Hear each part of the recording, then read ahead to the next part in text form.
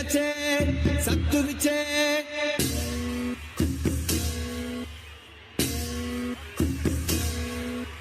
గలగల గల గాజులే. ఈ రోజు చంద్రబాబు నాయుడు గారు మంగళగిరిలో బీసీ గర్జన బీసీ డిక్లరేషన్ సభ పెడుతున్నారు.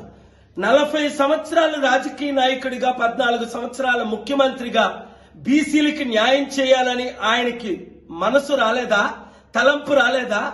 ఎర్రంనాయుడు గారు లాంటి బీసీలను ముఖ్యమంత్రి చేయాలని ఈ చంద్రబాబు నాయుడిని నమ్మిన వాళ్ళు అందరూ పవన్ కళ్యాణ్తో సహా సర్వనాశనం అవుతారు. చిత్తశుద్ధి ఉంటే బీసీని ముఖ్యమంత్రిగా ప్రకటించు.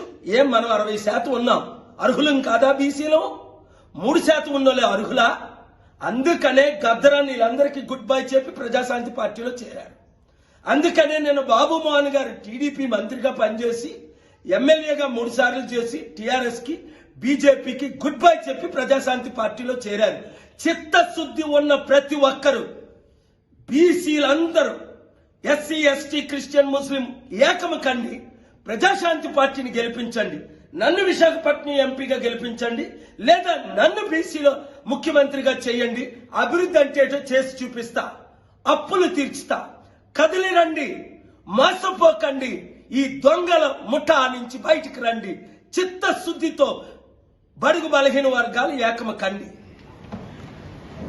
Sir sir sir sir correct sir sir పట్టుకోండి సార్ సార్ ఒక్కసారి సార్ ఒకసారి సార్ సార్ ఇప్పుడు బాబు మోహన్ గారు మాట్లాడతారు.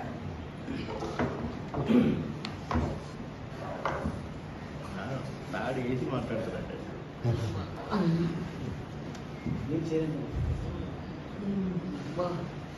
ఇదేం పెయిన్ సార్?